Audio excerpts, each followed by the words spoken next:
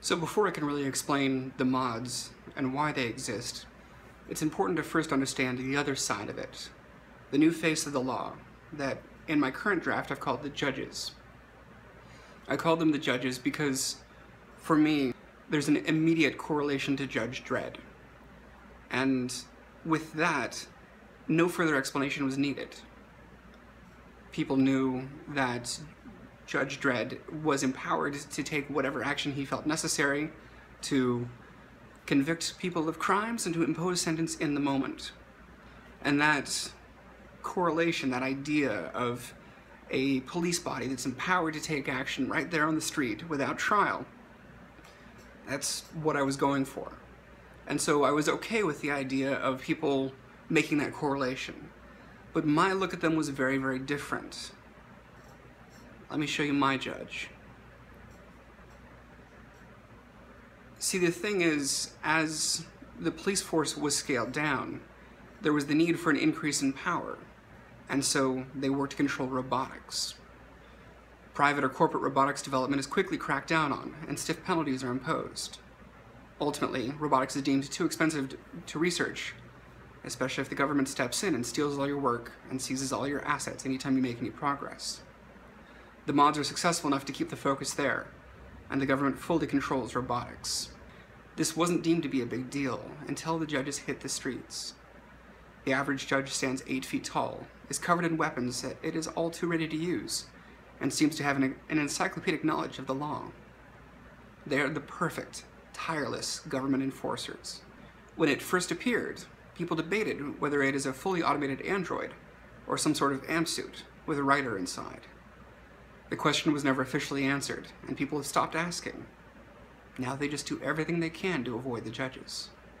Ruthlessly efficient and swift in taking action, judges have held the balance in the streets, keeping the modded gangs in tight enough control that the balance is held. For now. The first of the mods, the lizards, or as they came to be known, the leapers, because they reminded everyone of lepers. The initial push for the incorporation of reptilian DNA was in regards to the potential healing of amputees. The thought that if this DNA was truly integrated, that humankind may be able to regrow limbs was more than enough for scientists to begin testing. Initial test subjects failed, horribly. Vision damaged, skin flaking off, an inability to regulate temperature, and even worse.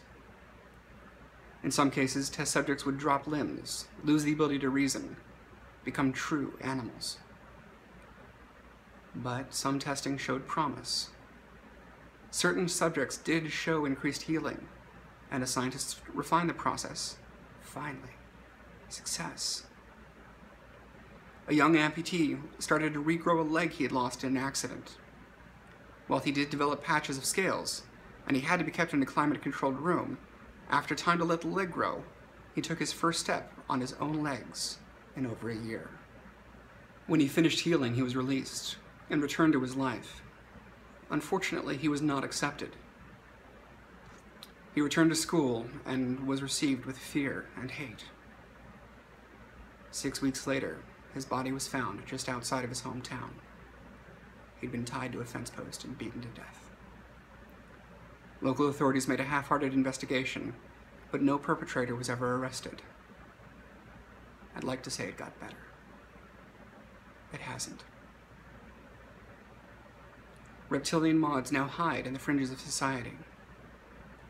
Very few people choose to join the Leapers.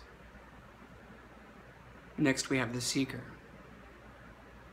As science approached the idea of canine mods, it was not a far leap to realize that the effect of the mod would be drastically different. A 3-time silver medalist, frustrated with his inability to close the gap to gold, sought help from a scientist friend. And thus, the first Greyhound mod was born. While he was ultimately expelled from the games, he found employment as a member of a local search and rescue team. His senses were heightened enough that he was valuable, and his speed was enhanced to where he was indispensable. Over his career, he saved dozens of lives. There was, of course, a military application. Seekers became the go-to specialists in tracking down high-value targets on the battlefield. The artificial lengthening of the forearms became standard to ease running on all fours. The jaw was modified to help with the takedowns. Senses were ramped up even more. The result was completely effective. Greyhound mods, or Seekers, became a must-have on every military squad, police force, and security team. Independent Seekers became the go-to contractor for missing persons, and the right-hand man for bounty hunters everywhere. As the poverty rates increased, getting modded became a solution to break out of the slums. As the street shops started to advertise, it's worth saving for. Transform yourself. Transform your life. The next evolution of mods was born out of an unexpected side effect of the Greyhound mod. The enhanced senses made them a natural selection for guard duty in hazardous zones. However, Seekers had a notoriously difficult time standing still. Born directly out of the military need, Battlefront commanders asked for a mod that still had the enhanced senses, but had more discipline. Through the incorporation of German Shepherd DNA, the Sentinels were born. Physically larger than their Seeker brethren, and dramatically more disciplined, Sentinels became the gold standard for enhanced guards. While the Sentinel was disciplined as a guard, the minor enhancement in combat abilities already had commanders asking for more. Whether the Pitbull deserves its reputation or not is still under debate in some circles. This particular writer-director thinks they're beautiful, loving, and fiercely loyal, but not all are so enlightened, even in the worlds that I'm creating. However, when Pitbull DNA was incorporated into a mod, the results were undeniable. Bashers had the heightened senses of the Seekers, the discipline of the Sentinels, but were terrifying in close quarters combat. They happily volunteered for every frontline mission, and were deadly efficient. In combat, whether on the battlefield abroad, or in suppressing domestic events, Bashers were unequaled in their effectiveness and ferocity. So effective, in fact, that independent factions went to the trouble of stealing the process. Bashers fighting Bashers was quickly demonstrated to be a recipe for devastation and record amounts of collateral damage. Decision makers started asking for something bigger.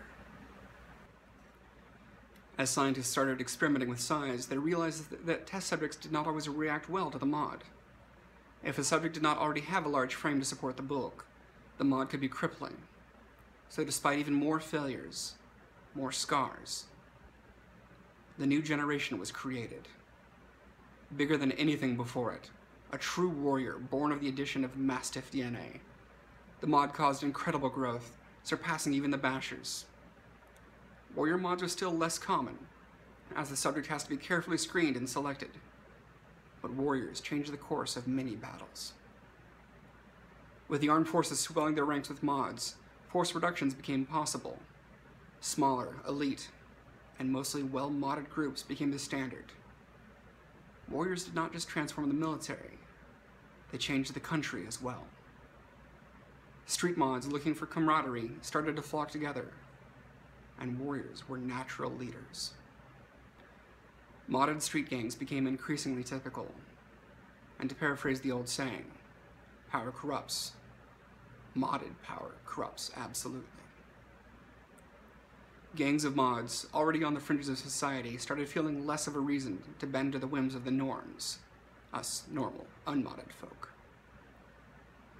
Warriors led gangs of Bashers and Seekers, and started to take what they wanted. Law enforcement, unable to keep up with the growing violence, launched the judges, the new face of law enforcement. But with the renegade warriors on the street, once more the question was asked, how can we fight them? Can we make something bigger? In search of something that could retake dominance over the rogue warriors, science looked away from the canine strains and started experimenting with all sorts of mods. Many failed. Scar populations soared. Many attempts did create drastic change, but the subject was deemed unusable. Feline mods were difficult to control. The use of domestic cat was successful, but the subjects were not successful in combat training. Larger feline breeds proved more worth exploring. Yet, it was an ursine mod that proved the most successful. Bear mods. The increase in size proved to be too much for many subjects, but those that survived incredible, ferocious, and dominant in combat. More importantly, they were more responsive to the chain of command. Ursine street mods are rare, but if you can afford it, a syringe full of nanomites can turn you into a super mod, a mod that can look fully human, but can transform into his modded state. Now, Ursine supermods are some of the most expensive and most in-demand bodyguards. Many are willing to take the risk of attempting the mod, because if you survive, your future is secure. Some began as penniless, homeless, but after surviving the Ursine mod, have risen, even to the very top of the ranks at Gentek, the same corporation where Blake stands, the right hand of CEO Randolph Sibley. Now, while these experiments were eventually successful, the failed experiments, the scars, numbered many, many more. Scars sit on the fringes of society, not socially accepted, the outcasts. But a movement is rising.